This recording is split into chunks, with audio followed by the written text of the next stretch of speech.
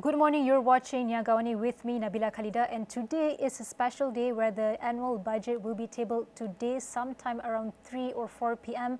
by Prime Minister Datuk Seri Anwar Ibrahim in the Parliament.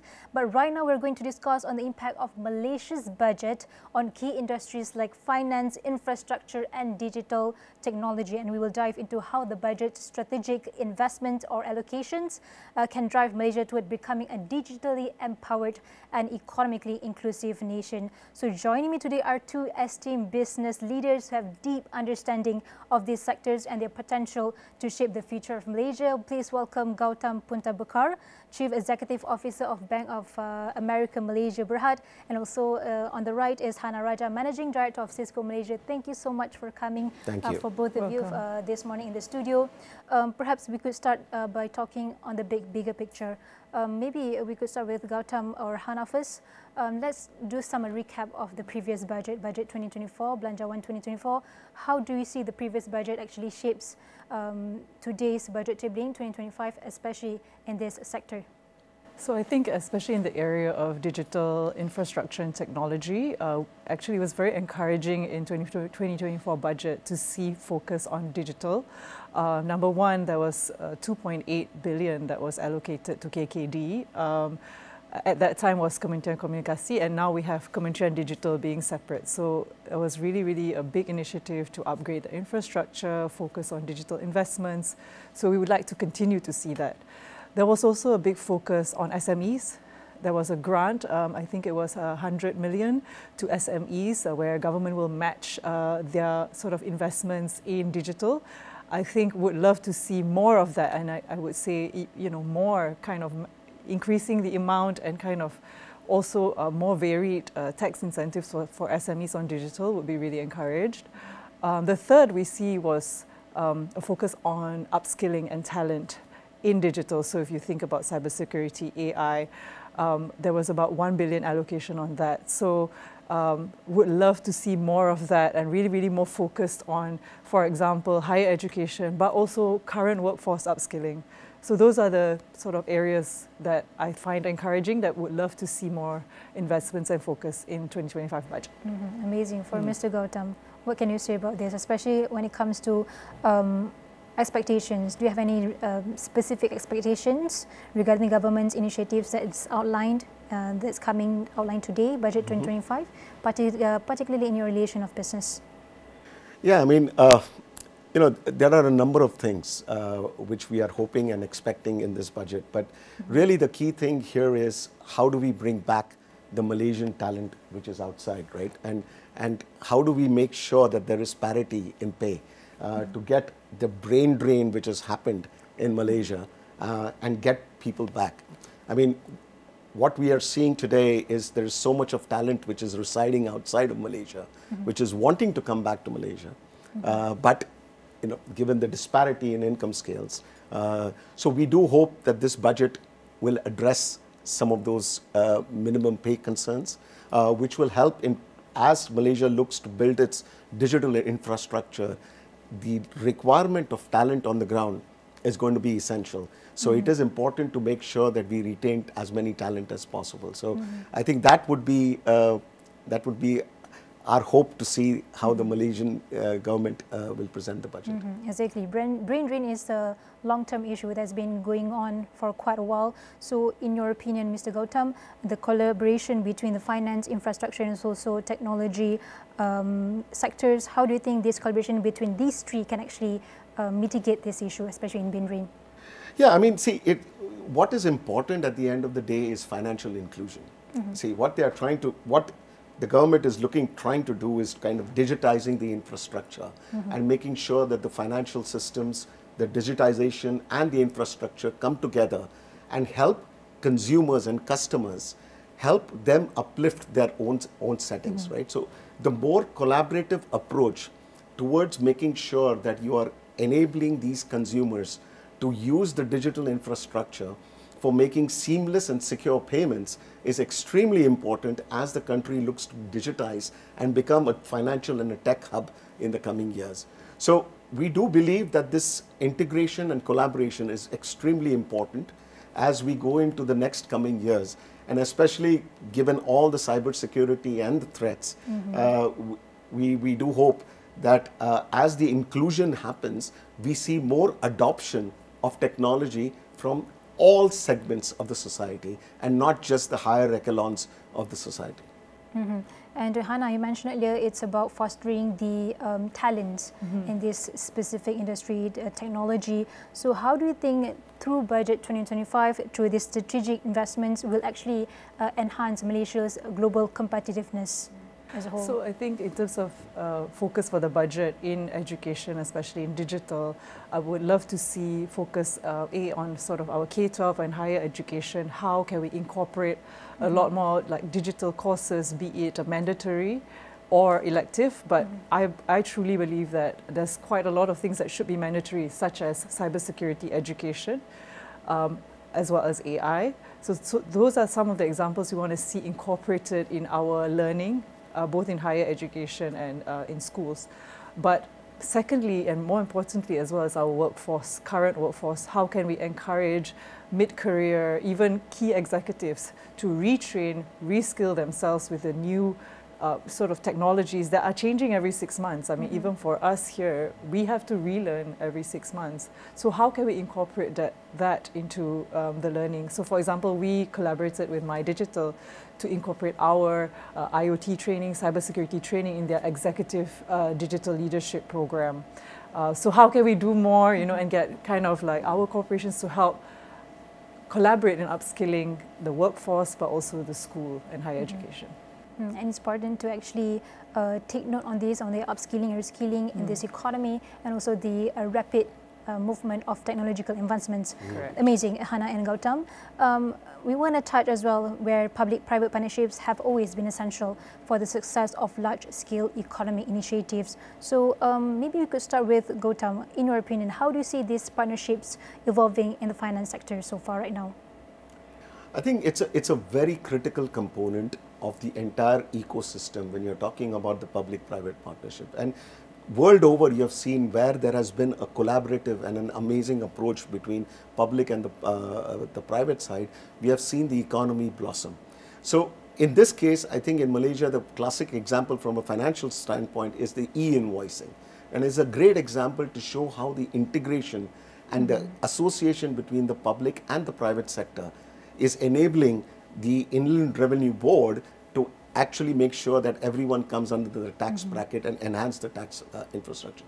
This is a very critical, important step because we can use public infrastructure and use the private technological advances and collaborate to actually deliver something which is far more useful to the public. So if you see today, Malaysia is one of the only countries, I would say, has enormous amount of domestic liquidity, which most of the other nations don't have. Now, if you can use that domestic liquidity from the public sector and kind of partner with the private sector, enabling other SMEs to come in, I think this is a fantastic approach to help elevate the entire socio-economic system. So in our view, it is important, and it is something which we believe will help progress the country's ultimate objective of becoming a completely developed nation. Based on what Mr. Gautam said, we're on the right track, or we can see positive progress on the relationship or collaboration between the private and also public partnerships. So, Hana, what do you think about the role that you believe these partnerships will play a successful implementation of Budget 2025 in this sector? So I think I totally agree with what Mr. Gautam said. It will play a critical role, and I think our Prime Minister also announced the Public-Private Partnership Master Plan, so we do know it is a key focus area for the government. I think public-private partnerships are a good catalyst for Malaysia, you know, our enterprises, our government to try new innovative projects and almost pilot it at a slightly lower risk, lower cost way, and then once it becomes viable, you scale it up. And you use the skill sets of companies, you know, like Cisco, Bank of America, and others to kind of, you know, adopt that innovation, that mindset, that agility together, and then kind of create something together. So I would give some examples. We're doing a project with Jabatan Digital Negara on AI-led smart workspaces. So how can we integrate a lot of the analytics, automation, telemetry in their workspace to improve their employee experience, be it even hybrid like meeting experience. So those are kind of some of the public-private partnerships that we're doing to pilot in one building in the hopes of scaling up in others. Similarly, we're doing one with MOE as well as TM on smart classroom, incorporating the technology and the use case of hybrid classroom. So those are the examples where we're testing, sort of a new approach, an innovative approach of doing things, but then expanding it as we make it work together. Yeah. But moving forward, do you think we need new partnerships or more a radical policy, or what do we have right now is already sufficient? I think we should definitely be exploring more and have a more targeted approach as well. I think right now, sort of the government has some priorities and the public, the private sector has some. How can we be more intentional in sort of marrying these two? I think there can be more room for that. Mr. Gautam, in your opinion, how do we make this, from financial perspective, of course, how can make this digital transformation, be it in SMEs, businesses, how can we make it more accessible? I mean, let's be real, it's in some areas it's not as accessible as we can say. Even the internet is not there yet. So what do you think about that? Yeah, and it's a very interesting question because we keep on believing that the SMEs are the lifeline of an economy, right? You ensure SMEs survive, you make sure that they are digitally equipped and not susceptible to fraud risk or cybersecurity risk, which is another big issue, right? Which we see. So if you look at it, the rollout of 5G and the importance of having broadband across the country is absolutely critical. So the faster the rollout happens, the more seamless the digital implementation is possible. So the first and foremost is we hope to see that happening very quickly because without the network, digitization becomes a second priority, right? So once we have this network and once the SMEs are able to have this network and enable them to use digital technology, that's the point of time where we see that the financial inclusion starts happening and digital transactions starts increasing. Correct. And we are hoping that this will happen in the next 1 to 2 years because this is going to be the biggest step for us to take from a Malaysian perspective, is to ensure that everyone has access to digitization and making it more inclusive. Correct. The reason being I asked this because we had this conversation before during Khazanah Megatrends Forum, TMF. On digital industry 5.0 is one of the conversation that was being talked about that we'll be expecting in 5 years' time, 2025 and 2030. So it's important to keep, especially in Malaysia, to keep track on this in their budget tabling. So, I mean, we have a lot more to talk about, but we have to go for a short break. We'll be right back after this.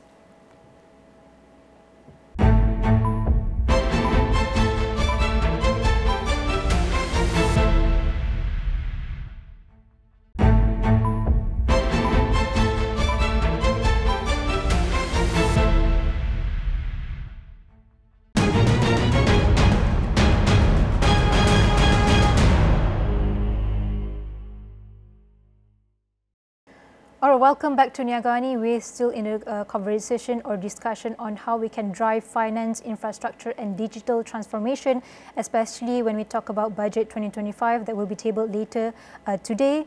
And when we speak of Budget 2025, of course, we can talk about digital transformation without addressing cybersecurity. And with Malaysia's rapid adoption of digital tools and payment technologies, there's an increasing need to ensure strong cybersecurity measures. And we have the right authority, Hana, to speak on this.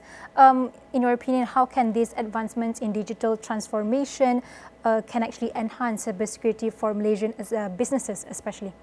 So firstly, as we advance in digital transformation, so we're going to have more devices, we're going to have more IoT devices, everything that we put to get telemetry from the network. Our threat landscape is just going to get bigger. So as such, cybersecurity awareness and technology has to go hand in hand.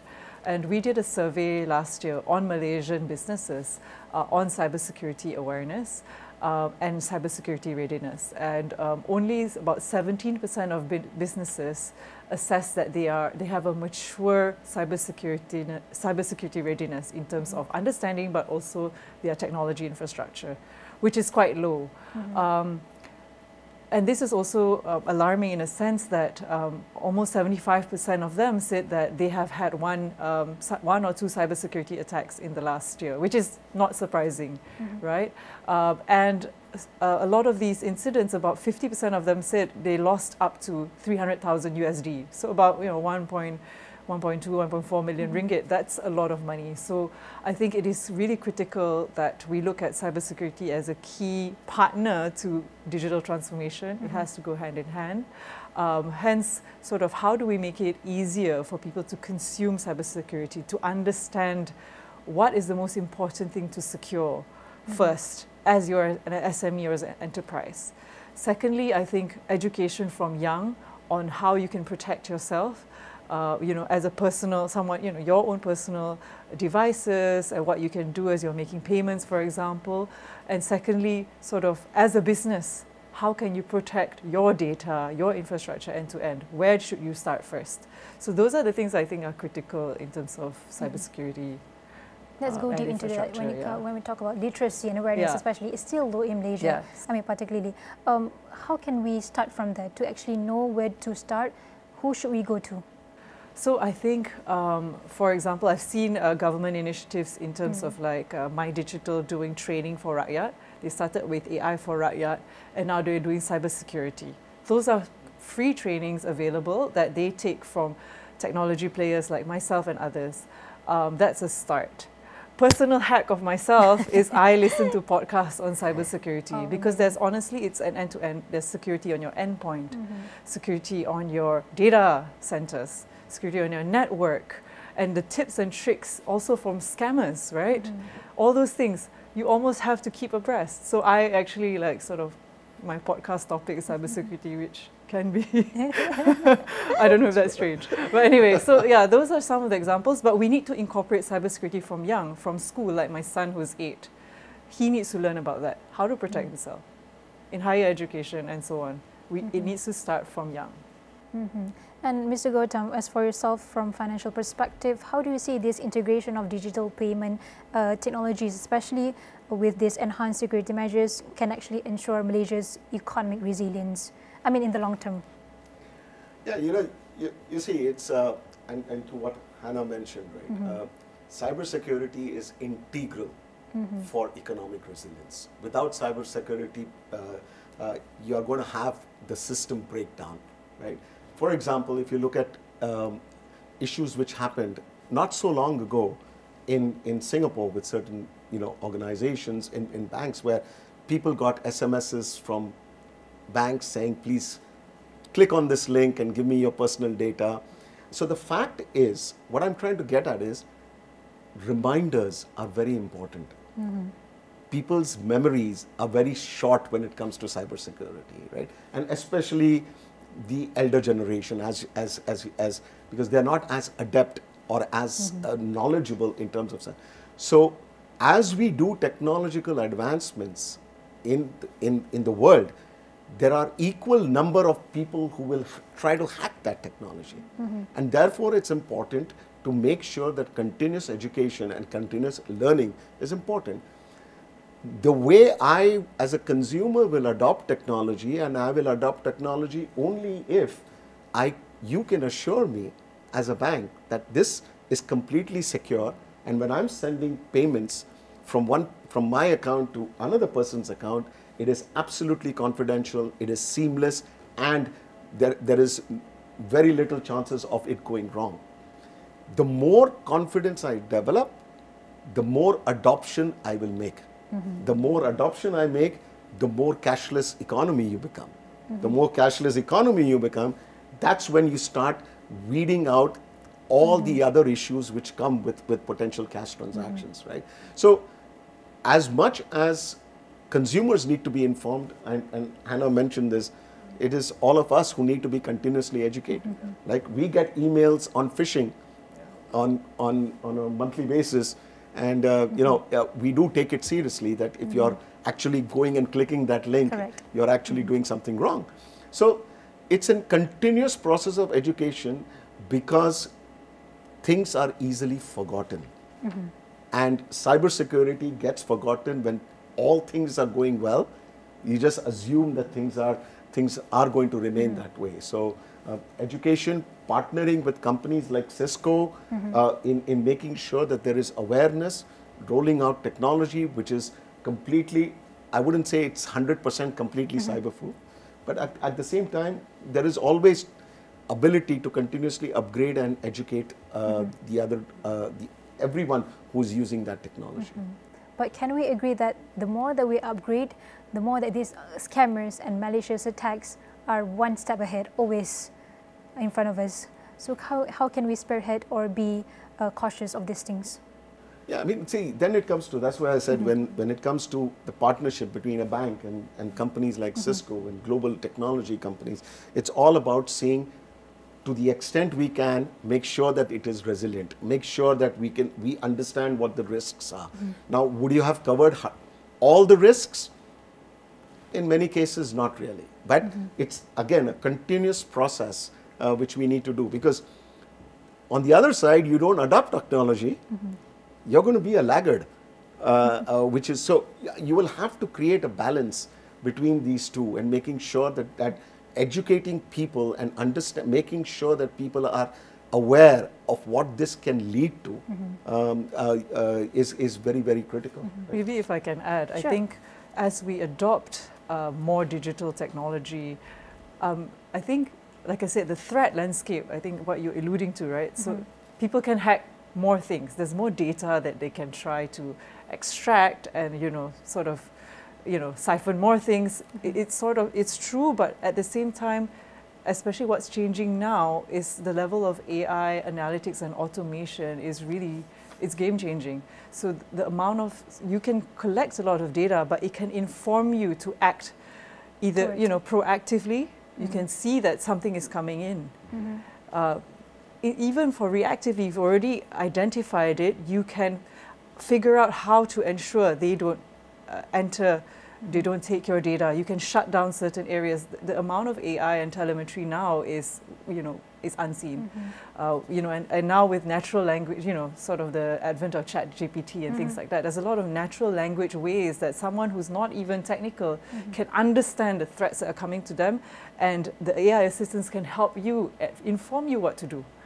So I think because of technology as well, we can be more aware, proactive, and also react fast if there is a threat.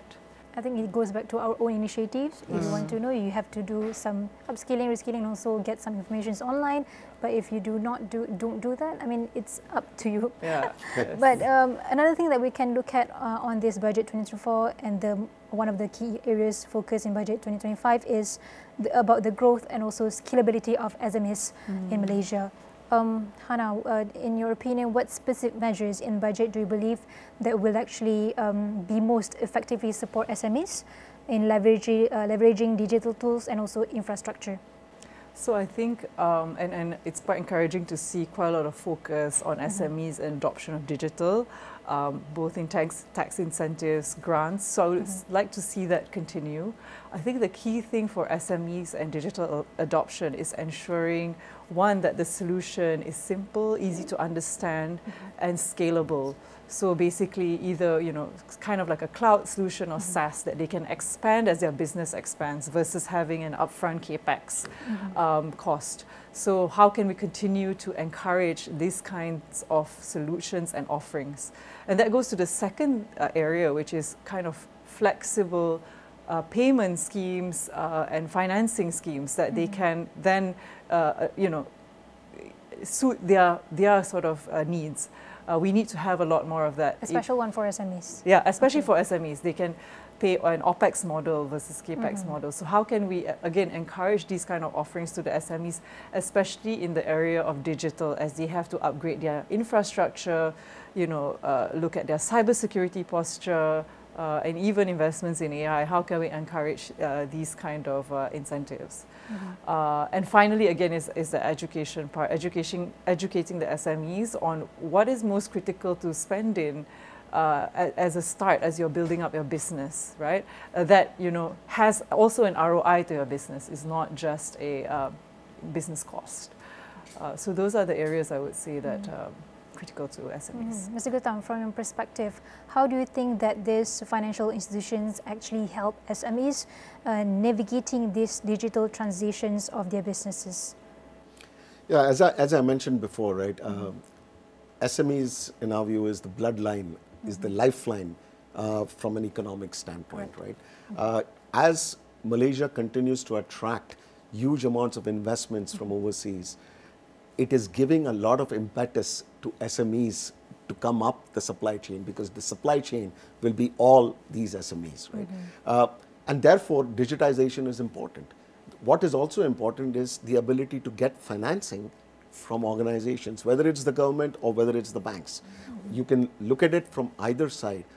Therefore, we do believe that one of the effective ways of doing this is actually doing it through supply chain financing.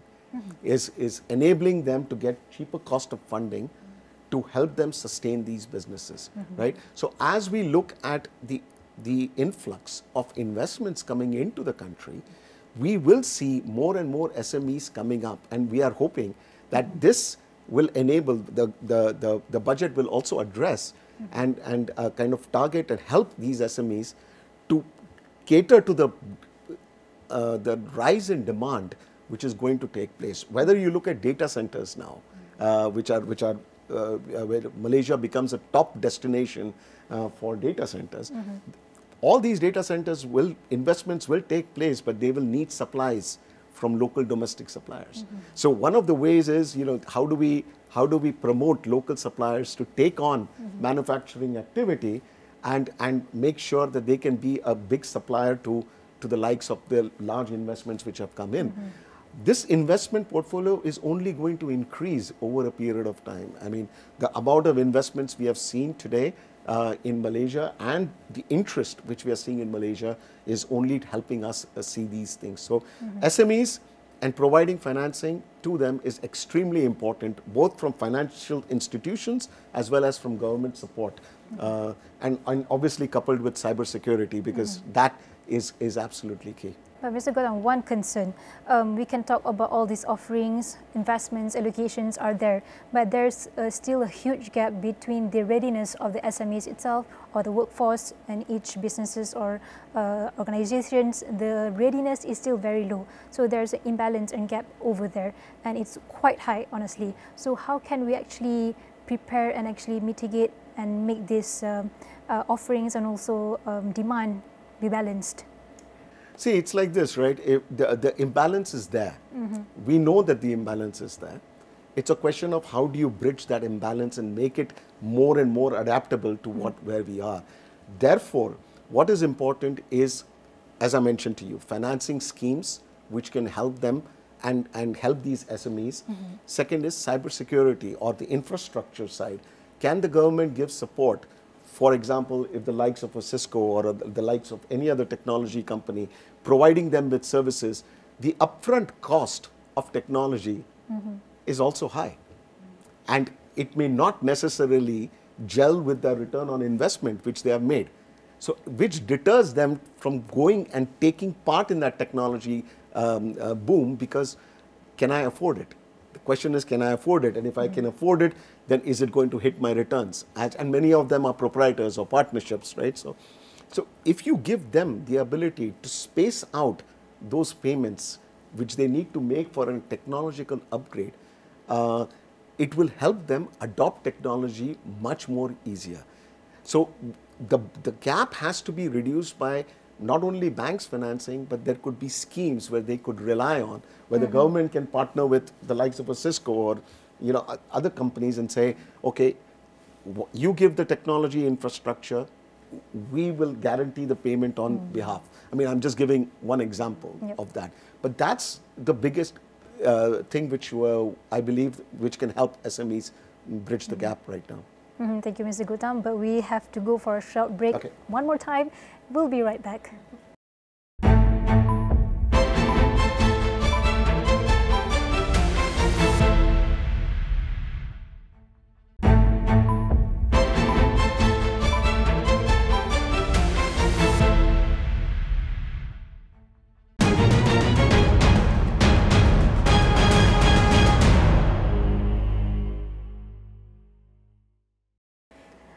Welcome back to Niaga AWANI. We're still in the discussion with our esteemed guests, Ms. Hana and also Mr. Gautam. And as Malaysia seeks to become a regional hub for digital economy, upskilling the workforce is critical. So Hana, we may start with Hana first. What specific initiatives under Budget 2025 that you think can actually support digital skills development, especially that in lines with the NIP 2030 and also My Digital Blueprint? All right, so I think the budget guideline that was given in 2025 by the Badani government shared two key themes, which I found very encouraging, is raising the floor and raising the ceiling. Raising the floor is sort of leveling the playing field, access to connectivity, in all areas of the country, but also on digital literacy, on basic digital literacy nationwide. So I would love to see a continued push on that. I think there was an initiative on expanding the PADI centres, which is sort of the centres for people to access training, but also internet connectivity. So leveraging those centres to upskill nationwide on digital literacy. But in terms of raising the ceiling and moving us into becoming a high-income nation, I think that is critical, kind of a critical thrust in the budget that would love to see and continue to see. Here, I would want to see kind of continued focus in upskilling our higher education and also schooling population, incorporating trainings in their mandatory syllabus, even if you're not in computer science, for example. How can we make sure things like AI, cybersecurity are in your syllabus? How can we continue to ensure that focus there? But in the current workforce as well, we need to see how we can ensure after 1 or 3 or 5 years in career, how can you reskill yourself in these new skills and ensure that employees offer these to their employers offer these to their employees, and ensure that there's a continuous relearning, upskilling that happens. So those are the few areas I would love to see in the areas of talent. That's on Hana's point of view. Mr. Gautam, on your opinion, do you think that this investment in digital skills will actually give an impact or impacts in Malaysia's competitiveness and also inclusivity in the global market? Absolutely. I mean, if I may ask you a question, when was the last time you ever visited a bank branch? About a month ago. Okay, well, you're an exception. I should not have asked that question. But the fact is, how many times do we go? Yeah, very rarely. A few times a year maximum. To a bank branch. And why would we need to go to it? Right? So today, the adoption of technology, the real-time payments, mobile banking, e-banking is all becoming a thing of the present and is going to be in the future. So as we look at adoption of technology and as we look at technology advancing itself and as we look at the digital payment system infrastructure, people are getting more and more used to digital payments rather than going to branches and doing physical sites. So if you look at the youth of today, they have been brought up in an atmosphere of using their mobile phones for everything. Right? And that is not going to change. Even financing is now happening over digitally. People don't need to. Digital banks are using digital IDs to actually open your accounts. So do you really need a digital, a physical presence to service the local customer? The answer is very clear. Now, and I mentioned this before, is if we don't make ourselves digitally advanced, from an inclusion perspective, we are going to be behind the curve in terms of all other countries, right, who are adopting digital infrastructure. So, one of the good fallouts of COVID, I would say, is the adoption of digital technology. Is because people started ordering suddenly on payment systems. I mean, people were delivering food, you were doing everything digitally. And this has transformed or catapulted the growth in all countries, including Malaysia. So if Malaysia wants to continue to become a digital hub and be a part of leading that digital technology, it is absolutely critical that people adopt technology and you upskill people to not only adopt existing technology, but think of the next step. What can be the next technological advancement, and which I'm hoping will come from a Malaysian company. And which can be adopted over the world. So there is a lot of talent which can do that. We just need to give them the impetus and the I would say encouragement to do. So what kind of best practices that you think we can actually adapt and adopt in Malaysia when it comes to this? See, one is learning from global companies. Look at companies like Cisco, companies like ours, like Bank of America. We have global systems. So one is absorbing the learning and making these companies help train local talent. Second is looking at how other companies or how other countries have adopted technology to its best. Now, there are certain good practices and bad practices. It doesn't mean that you can paint the house with one brush, right? You will have to adopt different technological practices to suit what the country wants. But these are some of the things which, and it's a continuous learning process. So it doesn't stop at just saying, okay, you know, I've had this conference which I attended and I loved it. Why can't we do a technology startup kind of event in Malaysia where you get all people who have youngsters and global people coming and talking about what they have done in technology and what advancements they have. It gives a forum for local talent to come up with ideas and thoughts. And that is what is absolutely critical, to encourage the youth, to encourage the young, to make sure that their ideas are heard.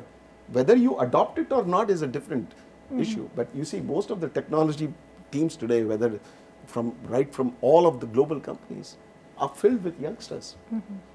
So they are the future, and we need to give them a platform to help them develop into entrepreneurs. Hana, as an industry expert, do you think how are we doing right now for Malaysia when it comes to technology advancements? If we were to compare with other developed countries, what can you say about that? So I would say that in terms of like our enterprises here, as well as government, are adopting some of the most cutting-edge technology. They are slowly adopting sort of, you know, I mean, a lot of people are adopting the cloud. For Cisco, for example, adopting all our automation, our software-defined technology, the adoption is there.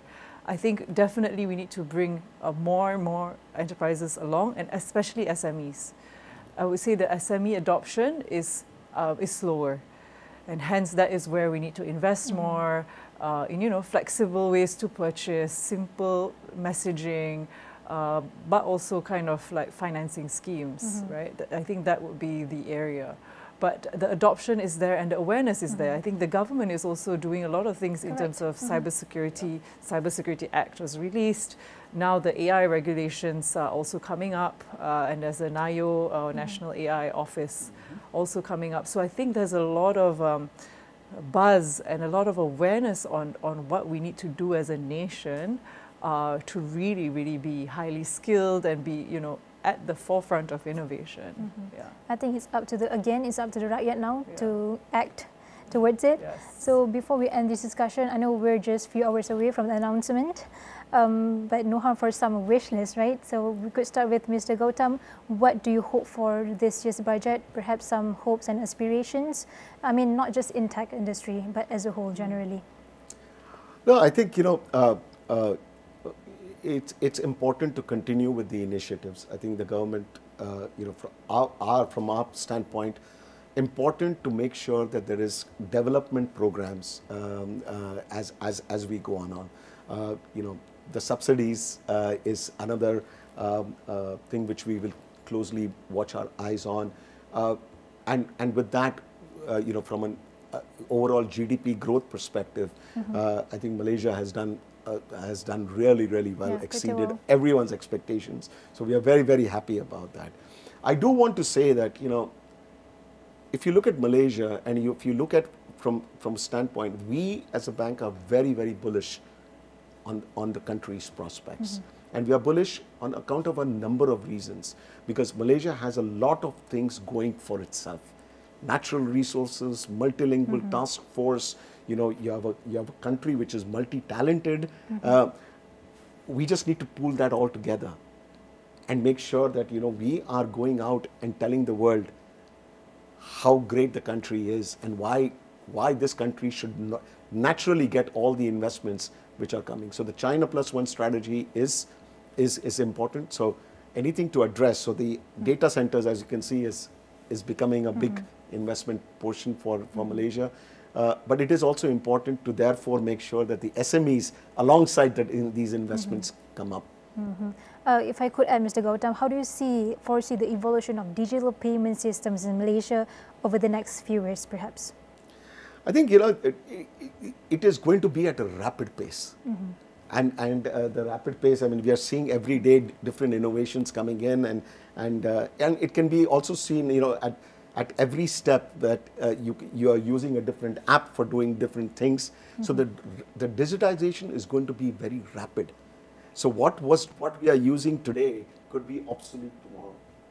And therefore, it is important, therefore, that we work towards making sure that we are all digitized, I mean, digitally competent enough to adopt technology as and when it gets rolled out. What about you, Hana? Any hopes and aspirations for budget 2025? So I think three key things, or my aspirations for the budget. I think one is continued investment on infrastructure to really kind of level the playing field in terms of access to connectivity. So would love to see more of that.